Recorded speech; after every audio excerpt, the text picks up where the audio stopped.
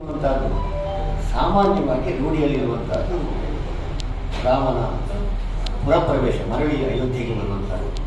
ಆ ಬಳಿಕ ತುಳುನಾಡಿನಲ್ಲಿ ಇದರ ವಿಶೇಷತೆ ಬಹಳ ಭಿನ್ನವಾಗಿದೆ. ಯಾಕಂದರೆ ನಮ್ಮ ನಾಡಿದಂಥ ಒಬ್ಬ ಸಮರ್ಥನಾದ ಪ್ರಜಾವತ್ಸರನಾದಂಥ ಒಬ್ಬ ಅರಸ ಬಲೀಂದ್ರ, ಅವನ ಸ್ಮರಣೆಯೇ ಪ್ರಧಾನವಾಗಿ ದೀಪಾವಳಿ ನಮ್ಮಲ್ಲಿ ಆಚರಿಸಲ್ಪಡುತ್ತೆ. ಈಗ ಬಲೀಂದ್ರನನ್ನು ಸ್ವಲ್ಪ ಭಿನ್ನವಾದ ಆಯಾಮದಲ್ಲಿ ನಾವು ನೋಡೋಣ. ಎಲ್ರಿಗೂ ಕಥೆ ಗೊತ್ತಿದೆ, ವಾಮನಾವತಾರದಿಂದ ಬಂದ, ಅವನನ್ನು ಮೆಟ್ಟಿದ, ಅವ ಭೂಗತನಾದ ಇತ್ಯಾದಿ ಕಥೆಗಳೆಲ್ಲ ನಮಗೆ ಗೊತ್ತಿದೆ. ಆದರೆ ಈ ಬಲೀಂದ್ರನನ್ನು ಎರಡು ರೀತಿಯಲ್ಲಿ ನಮ್ಮ ಸಂಸ್ಕೃತಿ ಹೋಗಿದೆ. ಒಂದು ಪುರಾಣದ ಬಲೀಂದ್ರ, ಇನ್ನೊಬ್ಬ ತುಳುನಾಡಿನ ಬಲೀಂದ್ರ ಅಥವಾ ಜನಪದರ ಬಲೀಂದ್ರ ಪ್ರತ್ಯೇಕವಾಗಿದೆ. ಪುರಾಣ ಕಲ್ಪನೆ ಅದು ಶುದ್ಧವಾದಂಥ ವೈದಿಕ ಕಲ್ಪನೆಯೊಂದಿಗೆ ಅದು ಮುಂದುವರಿಸಿದೆ. ಪುರಾಣ ಲೋಕ ಬೇರೆ. ಆದರೆ ನಮ್ಮ ಜನಪದ ಘಟ್ಟದ ಮೇಲಿನ ಜನರು ಸಹ ಈ ದೀಪಾವಳಿಯನ್ನು ಆಚರಿಸುವಾಗ ಬಲೀಂದ್ರನನ್ನು ಸ್ವೀಕರಿಸಿದಂತಹ ಕ್ರಮವೇ ಅದು ಭಿನ್ನವಾಗಿದೆ. ಬಲೀಂದ್ರನನ್ನು ಸ್ವೀಕರಿಸಿದ ಕ್ರಮ ಅದು ಬಹಳ ನಮಗೆ ಭಿನ್ನವಾಗಿ ಕಾಣ್ತದೆ. ಹರಿಭಕ್ತನಾದಂಥ ಪ್ರಹ್ಲಾದನಿಗೆ ಅದು ಎಲ್ಲ ಗೊತ್ತಿದ್ದ ಕಥೆ, ಕಂಬದಲ್ಲಿ ದೇವರು ಉದ್ಭವಿಸಿದರು. ಈ ಪ್ರಹ್ಲಾದನಿಗೆ ನಮ್ಮ ಬಲಿಚಕ್ರವರ್ತಿ, ಪುರಾಣದ ಬಲಿಚಕ್ರವರ್ತಿ ಅವನ ಮೊಮ್ಮಗ, ಅವನ ಮಗ ವಿರೋಚನ ಮಗ ಬಲಿಚಕ್ರವರ್ತಿ. ಅವರ ಕಾಲದಲ್ಲಿ ಸಮುದ್ರ ಮತನ ಎಲ್ಲ ಏನು ಪುರಾಣದ ಕಥೆ. ಆದರೆ ಅವನು ಪ್ರಜಾವತ್ಸರನಾದಂಥ ಅರಸನೇ ಆಗಿದ್ದ.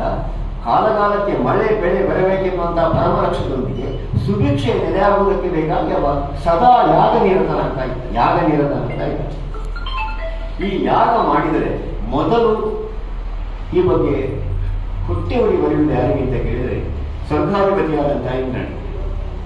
ಈ ಸ್ವರ್ಗಾಧಿಪತಿಯಾದಂಥ ಇಂದ್ರ ಯಾವಾಗಲೂ ಸ್ಥಾನಾಪನ್ನ, ಅವನಿಗೆ ಗೊತ್ತಿದೆ ಅವನ ಕಾರ್ಯವ್ಯಾಪ್ತಿ ಒಂದು ಮನ್ವಂತರದವರೆಗೆ ಇರ್ತದೆ. ಮುಂದಿನ ಮನ್ವಂತರಕ್ಕಲ್ಲ ಬೇರೆ ಬರೋದು. ಈ ಮನ್ವಂತರಕ್ಕೆ ಮಾಡಿದಂಥ ಪುಣ್ಯದ ಬಲದಿಂದ ಖಂಡಿತ ಅಲ್ಲೇ ಇರ್ತಾನೆ. ಆದರೆ ಅವನಿಗೆ ಯಾವಾಗ ಯಾಗ ನಿರತನಾಗುತ್ತಾನೆ ಆ ವ್ಯಕ್ತಿಯ ಮೇಲೆ ವಿಶೇಷವಾದಂತಹ ಕಂಡು ಉಪ ಚಕ್ರವರ್ತಿಯಾದಂಥ ಬಲಿ ಹೀಗೆ ಮಾಡಿದಾಗ ಸಹಜವಾಗಿ ಇಂದ್ರನಿಗೆ ಭಯ ಆಗ್ತದೆ. ಸೀದ ಮಹಾವಿಷ್ಣುವಿನಲ್ಲಿ ಮಹಾಚಕ್ರವರ್ತಿ ರಾಜ್ಯವಾಗ್ತಾ ಇದ್ದಾರೆ. ಅವನಿಗೆ ಅವನಲ್ಲಿದ್ದಂತಹ ಸಾತ್ವಿಕ ಗುಣವನ್ನು ಮರೆಮಾಚಿ ಅವನಲ್ಲಿರುವಂತಹ ಔದಾರ್ಯಗಳನ್ನು ಮರೆಮಾಚಿ ಅವೊಬ್ಬ ಕಳ, ಅವ ಪ್ರಹ್ಲಾದನಿಗೆ ಮೊಮ್ಮಗ, ಅವ ರಾಕ್ಷಸ ಎನ್ನುವ ಈ ವಿಶೇಷವಾದ ಭಾವನೆಯನ್ನೇ ವಿಷ್ಣುವಿನಲ್ಲಿ ತುಂಬ್ತಾನೆ. ಅಂದರೆ ವಿಷ್ಣು ವಿಷಯ ಗೊತ್ತಿಲ್ಲದೆ ಅಂತಲ್ಲ, ಅಂತೂ ಕಾಲಕ್ಕೊಂದು ಕಥೆಯಾಗಬೇಕು ತನಕ ಒಂದು ಮೌಲ್ಯಯುತವಾದಂಥ ವಿಚಾರಧಾರೆ ಪ್ರಪಂಚಕ್ಕೆ ಸಿಗಬೇಕು ಅನ್ನುವಂಥ ಒಂದು ಉದಾಹರಣೆಯಿಂದ ಅವ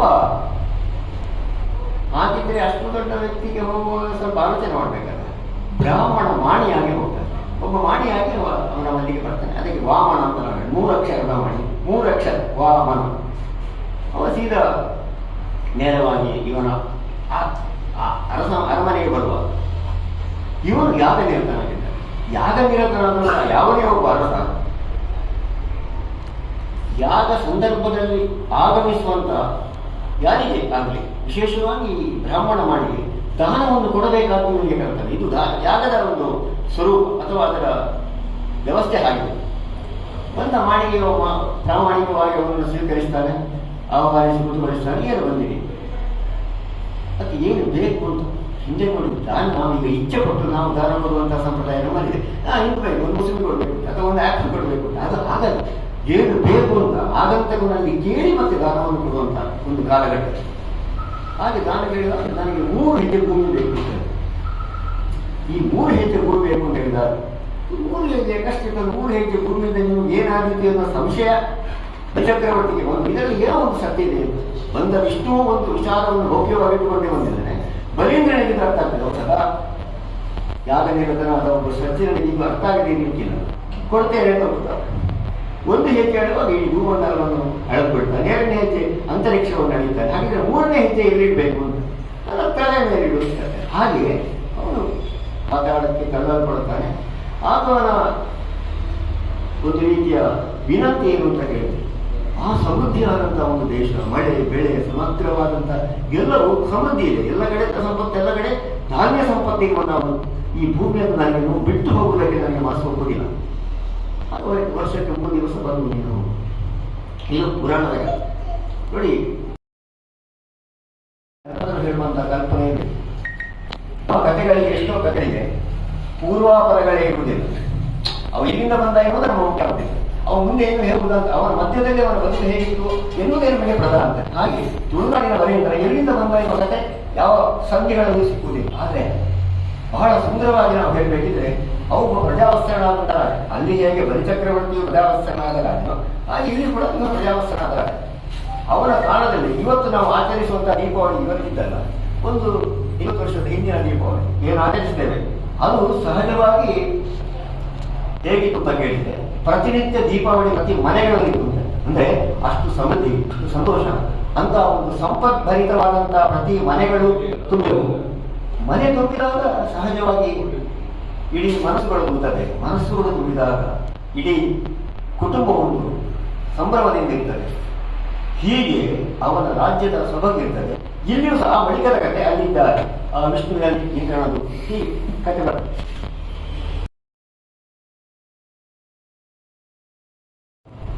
ಇನ್ನೊಂದು ಕತೆ ಹೇಳಿದ್ರೆ 3 ಮಂದಿ ಮಾಡಿಗಳು ಬಂದು 3 ಮಂದಿ ಮಾಡಿಗಳು ಬರ್ತದೆ. ಹೊಸ ಕಥೆ ಮೊನ್ನೆ ಒಂದು ಸಂಧಿಯಲ್ಲಿ ನನಗೆ ಸಿಕ್ಕಿದೆ. ಹೊಸ ಕಥೆ ಅಲ್ಲ, ಅದು ಬಹಳ ಹಿಂದೆ ಬರ್ತದೆ, ನಮಗೆ ಹುಡುಗಿಗೆ ಸಿಗಲಿಲ್ಲ ಅಷ್ಟೇ.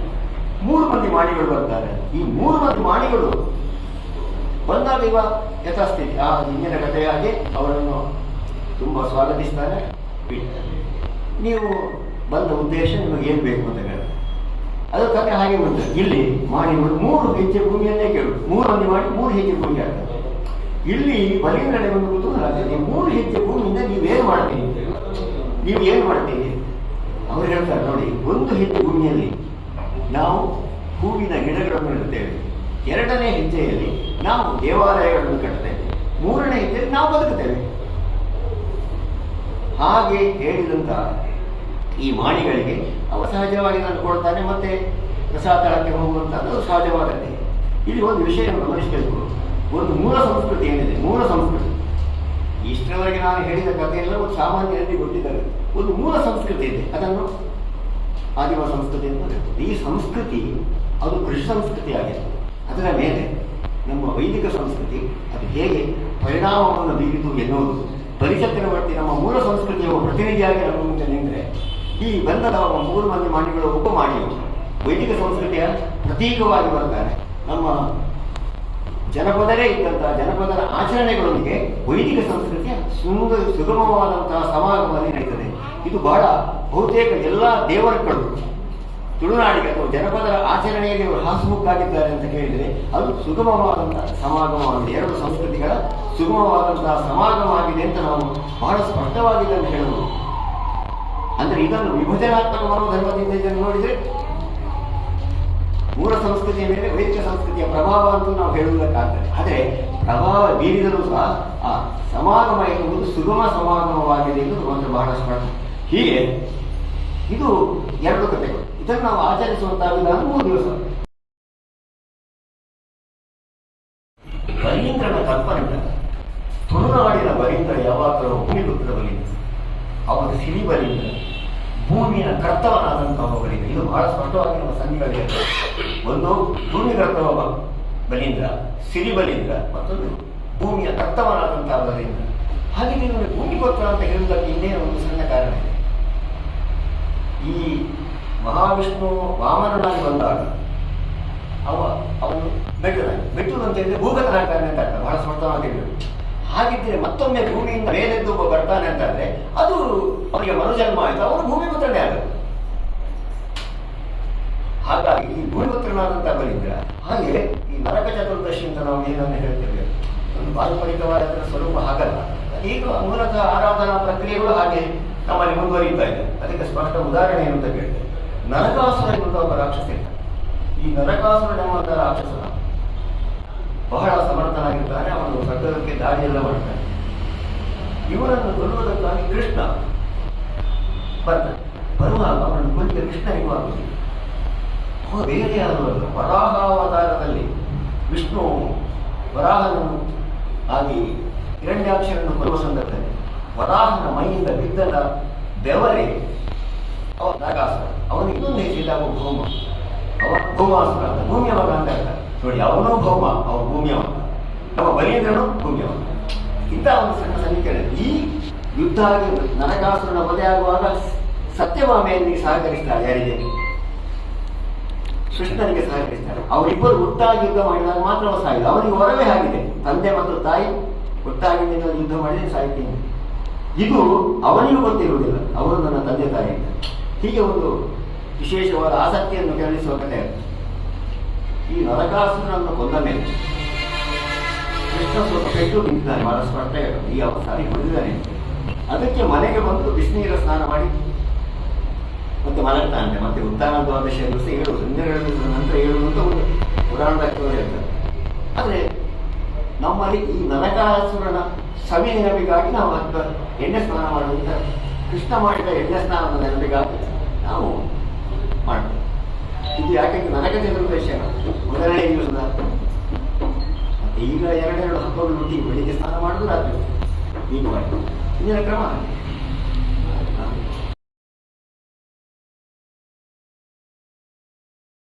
ಆ ದಿವಸದ ಇದನ್ನು ಮುಗಿಸಿ, ಏನು ಆ ಯಾತ್ರೆಯನ್ನು ಮುಗಿಸಿ ಬಪ್ಪನಾಡ ಗುತ್ತಿಗೆ ಹೋಗುವಾಗ ಬೆಳಗಾಯ್ತು, ಅಲ್ಲಿ ಕೂತ ಅಂತ ಒಂದು ಕಥೆ. ಇನ್ನೊಂದು ಕಥೆ ಹೇಳುತ್ತದೆ, ಅವನು ಪರಿಮಾಣ ಮಾಡೋದು ಅಲ್ಲಿ ಕೂತ. ಅದು ಕೂಡ ನೋಡಿ, ಶಾಮಗೆ ಆ ಬದಿಯಲ್ಲಿ, ಬಪ್ಪನಾಡ ಗುತ್ತು ಈ ಬದಿಯಲ್ಲಿ, ಆ ಬದಿಯಲ್ಲಿದ್ದು ಈ ಬದಿಯಲ್ಲಿ. ಇದು ಪ್ರಾದೇಶಿಕವಾಗಿ ನಾವು ಮಾಡಿಕೊಂಡಂತ ಕ್ರಮ. ಇಡೀ ಊರಿಗೆ ಒಮ್ಮೆ ದೀಪಾವಳಿ ಬೇಡ, ಒಂದು ಪ್ರಾದೇಶಿಕವಾಗಿ ವಿಭಜನೆ ಮಾಡಿ ಅದನ್ನು ನೀವು ಜನಪದರ ಕಲ್ಪನೆ ಅಂತ ಎಷ್ಟು ವ್ಯಾಪ್ತಿಗೆ ಖಾಲಿ ಮುಲ್ಕಿಗೆ ಮಾತ್ರ ಅದಾದ್ಯ ನೋಡಿ, ಎಲ್ಲೆಲ್ಲಿ ಈ ವ್ಯಾಪ್ತಿಯಿಂದ ಸಿಗುದಿಲ್ಲ. ನೀವು ಎಲ್ಲಿಂದ ಹೊರಟ ಅಂತ ಯಾವ ಕಥೆ ಹೇಳಲಿಲ್ಲ, ಅದೊಂದು ಬಾರ್ಡರ್ ಮಾಡಿಕೊಂಡ. ಈಗ ಸದ್ಯಕ್ಕೆ ಆಚರಣೆ 2ನೇ ದಿನ ದೀಪಾವಳಿ ಮುಲ್ಕಿ ಮುಖಾಂತರ ಮಾತ್ರ. ಈಗ ಬಾವಂಜೆಯಿಂದ ಆಚೆ ನಮ್ಮ ದೀಪಾವಳಿ ದಿವಸ ಆಚರಣೆ ಅಷ್ಟು ಮಾತ್ರ ಒಂದು ಕಥೆ. ಬಹುಶಃ ಹೆಚ್ಚಿಗೆ ಮತ್ತೆ ಇನ್ನೊಂದು ವಿಶೇಷ ಏನು ಅಂತ ಹೇಳಿದ್ರೆ, ಮುಲ್ಕಿ ಮತ್ತೆ ಅದನ್ನು ಬೇರೆ ಬೇರೆ ಧಾರ್ಮಿಕ ವಿಧಿವಿಧಾನಗಳಲ್ಲಿ ಅದನ್ನು ಬಳಸ್ತಾರೆ. ಅದನ್ನು ಒಣಗಿಸಿ ಅದನ್ನು ಮಾಡಿ ಅದನ್ನು ಬಣವಾಗಿ ಜಾಮಿಗೆ ಸೊಪ್ಪಲ್ಲಿ ಉಪಯೋಗ ಮಾಡುತ್ತಾರೆ. ಹೀಗೆ ಆ ಸಪ್ಪಿನಲ್ಲಿ ವಿಶೇಷ ದೇವಸ್ಥಾನಗಳಲ್ಲಿ ಬಲಿ ಹಾಕಲು ಅದೇ ಸೊಪ್ಪಿನಲ್ಲಿ ಅಥವಾ ಕುಂಟಾರ ಸೊಪ್ಪಿನಲ್ಲಿ ಹಾಕ್ತಾರೆ. ಅಂದ್ರೆ ಆ ಸೊಪ್ಪಿನಲ್ಲಿ ಒಂದು ವಿಶೇಷವಾದ ಸಾನ್ನಿಧ್ಯವನ್ನು ನಮ್ಮ ಹಿರಿಯರು ಕಂಡುಕೊಂಡ್ರು. ಅದಕ್ಕಿಂತ ಹೆಚ್ಚಿನ ಅರ್ಥ ಆಗಕ್ಕಿಲ್ಲ ಅಂತ ನಮ್ಮ ಭಾಷೆ. ತುಳುನಾಡಿಗಳು ನಮ್ಮ ಪಂಚಾಂಗ ಯಾವುದು? ಬಂತೆಲ್ಲ ಅಮಾವಾಸ್ಯೆ ಬಲಿಯಿಂದ ಬರ್ತಾನೆ ನಮ್ಮ ಕಾಲ. ಇದನ್ನು ಮಾತ್ರ ಇಟ್ಟುಕೊಂಡು ನೀವು ಗಮನಿಸಿದರೆ ಗೊಂದಲವಿಲ್ಲ. ನಾವು ಇದು ಮನೆಯಲ್ಲಿದೆ, ಈ ಹಿರಿಯರಿಂದ ಬಂದಂತ ವಿಷಯ ಬಂತೆಲ್ಲ ಅಮಾವಾಸ್ಯೆ. ಇಲ್ಲಿ ಕ್ಯಾಲೆಂಡರ್ ಉಂಟು, ಕ್ಯಾಲೆಂಡರ್ ಇದೆ, ಕ್ರಿಸ್ತ ಶಕದ ಕ್ಯಾಲೆಂಡರ್ ಬರ್ತದೆ. ಆ ಬಳಿಕ ಪಂಚಾಂಗ, ಈ 3ರಲ್ಲಿ ಒಟ್ಟಾಗುವಾಗ ಇದು ಕನ್ಫ್ಯೂಷನ್ ಬರ್ತದೆ.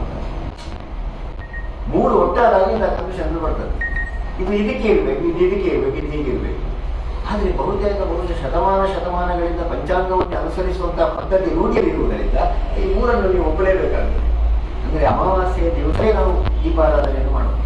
ನಮಗೆ ಅಮಾವಾಸ್ಯೆ ನಿಷಿದ್ಧ ಏನು ಅಲ್ಲ, ಬಹಳ ಸ್ಪಷ್ಟ ಹೇಳ್ತಾರೆ. ದೀಪಾವಳಿ ಅಮಾವಾಸ್ಯೆ ದಿವಸ ನಮಗೆ ದೀಪಾವಳಿ ಈ ಅಮಾವಾಸ್ಯೆ ನಿಷಿದ್ಧವೇನು ಅಲ್ಲ. ಹಾಗಾಗಿ ನಿಷಿದ್ಧವಾದಂಥ ಅಮಾವಾಸ್ಯೆಯ ದಿವಸ ನೀವು ಮಾಡುವ ಈ ಹಬ್ಬವನ್ನು ಆಚರಿಸುವಾಗ ಅಮಾವಾಸ್ಯೆ ನೋಡುದು.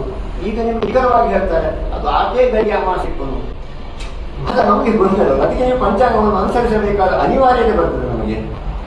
ನೀವು ಬಹಳ ಮುಗ್ಧವಾಗಿ ಆಲೋಚಿಸಿದರೆ ಅಮಾವಾಸ್ಯೆ ಮುಂದೆ ಹೋಗಿಲ್ಲ. ತುಳಸಿ ವಜ್ಜಿರಬಾರ್ದು ಒಂದು ಸಂಪ್ರದಾಯ, ತುಳಸಿಗೆ ವಜ್ಜಿರ. ಅದು ದೀಪಾವಳಿಯ ದಿವಸ ತುಳಸಿಗೆ ಹೂವಿನ ಆರಾಧನೆ ಮಾತ್ರ, ದೀಪದ ಆರಾಧನೆ ಮಾತ್ರ ತುಳಸಿ ಕತೆ. ಆದರೆ ಮರು ದಿವಸದಿಂದ 12 ದಿವಸ ಕಾಲ ನಿಮಗೆ ತುಳಸಿಗೆ ಬಜಿಲ್ ಮಾಡುವ ಅವಕಾಶ ಇದೆ. 12 ದಿವಸ ಆ ಬಜಿಲಿಯಲ್ಲಿ ಪ್ರಧಾನ ಯಾಕೆ ಅಂತ ಕೇಳಿದ್ರೆ, ಹೊಸ ಭತ್ತ ನಮ್ಮ ಮನೆಗೆ ಬಂದಿರ್ತದೆ, ಅದನ್ನು ವೃದ್ಧಿ ಮಾಡುವಂಥ ಅವಕಾಶ ಇರುವುದರಿಂದ ಅವಲಕ್ಕಿ ಆಗುತ್ತದೆ. ಇದು ಸಂಪ್ರದಾಯವಾಗಿ ಮಾತ್ರ. ಮತ್ತೆ ಬಹಳ ನೀವು ಹಿಂದೆ ಹೋದರೆ ತುಳಸಿ ಕಟ್ಟೆ ನಮ್ಮ ಮನೆಗಳಲ್ಲಿ ಇತ್ತೋ ಎನ್ನುವುದೊಂದು ಸಂಶಯದ ಪ್ರಶ್ನೆ ಬೇರೆ ಇದೆ, ಬೇರೆ ವಿಷಯ. ಈಗ ಬಜಿಲ್ ಮಾಡುವ ಅಂತ ಹೇಳಿ ಅದು ಬ್ರಾಹ್ಮಣ ಸಂಸ್ಕೃತಿಯಲ್ಲಿ ಕೂಡ ಉಂಟು, ಬ್ರಾಹ್ಮಣರು ಮಾಡ್ತಾರೆ. ಅದು ನಿಮ್ಮ ತುಳುನಾಡಿನ ತುಳು ಭಾಷಿಕರಾದಂತಹ ಬ್ರಾಹ್ಮಣರು ಪ್ರತಿಯೊಬ್ಬರು ಆಚರಣೆ ದೀಪಾವಳಿ ದಿವಸ ಅಲ್ಲ, ಇಲ್ಲ ಅದು ಮರು ದಿವಸ ಅಂದ್ರೆ ದೀಪಾವಳಿಯಲ್ಲಿ ಈಗ ಯಾರು ನರಕ ಚತುರ್ಥಿ ದಿವಸ ಅಲ್ಲ, ನರಕ ಚತುರ್ಥಿ ಈಗ ಅದು ಒಟ್ಟಿಗೆ ಬಂದಿದೆ. ಇಲ್ಲಾಂದ್ರೆ 3 ದಿವಸ ಈಗ ಮಾಡಿ ಒಂದು ನರಕ ಚತುರ್ಥಿ, ಅಮಾವಾಸ್ಯೆ, ಪಾತ್ರದ ಪಾಡ್ಯ ಹಾಗೆ ಬರ್ತಾನೆ ಅಂತ ಹೇಳಿದ್ರೆ ನೀರಿನಲ್ಲಿ ಬರ್ತಾನೆ ಅಂತ ಅದು ಅರ್ಥ. ಅಲ್ಲ ಹೊಟ್ಟೆ ಓಡ ಅದೇ ಓಡ ಅಂತ ಹೇಳಿದ್ರೆ ಏನು ನೆಲದಲ್ಲಿ ಓಡದ ಅಗತ್ಯ ಇಲ್ಲ ನಮಗೆ, ನೀರಿನಲ್ಲಿ ಓಡದ ಅಗತ್ಯ ಇಲ್ಲ. ಹಾಗಂದ್ರೆ ಸಮುದ್ರದಿಂದ ಬಂದಂತ ಋತುಮಾನದ ದೇವತೆಯಾಗಿ ಬಲೀಂದ್ರನನ್ನು ನಾವು ಆರಾಧಿಸಿ, ಋತುಮಾನದ ದೇವರು ಅಂತ. ಋತುಗಳ ಪರಿವರ್ತನೆ ಆಗುತ್ತಿರುವಂತೆ ಹಿಂದಿನ ಋತುವಿನ ಯಾವುದು ಮೌಲ್ಯಗಳಿದೆ ಅದು ನೇಪಥ್ಯಕ್ಕೆ ಸರಿತದೆ, ಹೊಸ ಋತುವಿನ ಆರಂಭ ಆಗ್ತದೆ. ಬಹುತೇಕ ಎಲ್ಲಾ ಗದ್ದೆಗಳು ಈ ವರ್ಷ ಒಂದು ಇಡೀ ಗದ್ದೆಗಳು ಬರಿದಾಗುವಂತಹ ಒಂದು ಕಾಲ, ಗದ್ದೆಗಳು ಬರಿದಾಗುವಂತಹ ಕಾಲ. ಅವರ ಪ್ರಶ್ನೆ ಆಗಲ್ಲ, ಅವರ ಪ್ರಶ್ನೆ ಬಲೀಂದ್ರನನ್ನು ಸ್ವಾಗತಿಸುವ ಅರಂಗ್ಯವಾಗಿ ಅದೇ ನಾನು ಹೇಳಿ ಬರ್ತೇನೆ. ವ್ಯವಸ್ಥೆಗಳು ಹೊಟ್ಟೆ ಓಡ ಇದರಿಂದ ಸಮುದ್ರದಲ್ಲಿ ಬರ್ಲಿಕ್ಕೆ ಅಂದ್ರೆ ಅವು ಬರೋದಿಲ್ಲ, ಬರಬಾರದು ಎನ್ನುವುದು ಒಂದು ಕಲ್ಪನೆ. ಯಾವುದು ಈ ಮೂಲ ಸಂಸ್ಕೃತಿಯ ಉದ್ದೇಶ ಅವು ಬರಬೇಕು, ಆದ್ರೆ ಅದನ್ನು ಪಾತಾಳಕ್ಕೆ ಒಪ್ಪಿದಂತ ಅಥವಾ ಮೆಟ್ಟಿನಂತ ಮುಂದುವರೆದ ಅದು ಬರಬಾರದು ಅಂತ ಎನ್ನುವಂತ. ಅದಕ್ಕೆ ಈ ಪಾವನ ರೂಪಿಯಾದಂತಹ ಹೇಳಿ ನೀವು ಹೇಳಿ ಹೊಟ್ಟೆ ಒಟ್ಟು ಜನರು ಬರೋ. ಹಾಗಾಗಿ ಅದು ಒಂದು ರೀತಿಯಾಗಿ ಎಲ್ಲ ಆಚರಣೆಗಳಲ್ಲಿ ಒಂದು ಸಣ್ಣ ಸಣ್ಣ, ಅಂದ್ರೆ ನಾವು ಅದನ್ನು ಹಾಗೆ ತಿಳಿಬಾರ್ದು ಅಂತ ನಾನು ಹೇಳುದು. ಅದು ಕತೆ ಇದೆ, ಕತೆ ಬಹಳ ಸುಂದರವಾಗಿದೆ, ಆದರೆ ಅದು ಬೇಡ ಅಂತ ನನಗೆ ಅನಿಸ್ತಾ ಇದೆ. ಅದು ಯಾಕಂದ್ರೆ ಒಂದು ಸಂಸ್ಕೃತಿಯಲ್ಲಿ ಬರುವಂತಹ ಇನ್ನೊಂದು ಸಂಸ್ಕೃತಿ ಯಾವಾಗಲೂ ಸುಗಮವಾಗಿ, ನಾನು ಮತ್ತೊಮ್ಮೆ ಹೇಳ್ತಾ ಇದ್ದೇನೆ, ಸಮಾಗಮವಾಗಿದೆ ಹೊರತು ಸವಾರಿ ಮಾಡಬೇಕು. ಗಾಳಿ ಮಾಡಿದ್ರೆ ಬಹಳ ಸ್ಪಷ್ಟ. ಸರ್, ಈಗ ಪ್ರತಿ ವರ್ಷ ಕಲ್ಪನೆ ಎರಡರಲ್ಲಿಯೂ ವಿಷಯಗಳು ಪ್ರತ್ಯೇಕವಾಗಿದ್ದರು ಅದರ ಆಚರಣೆಯ ಪದ್ಧತಿಯಲ್ಲಿ, ಅದರ ರೂಢಿಗೆ ಬರುವಂತಹ ಅರ್ಥ ಬಹಳ ಸಿಂಪಲ್ ಆಗಿದೆ, ಬಹಳ ಸಿಂಪಲ್ ಆಗಿದೆ.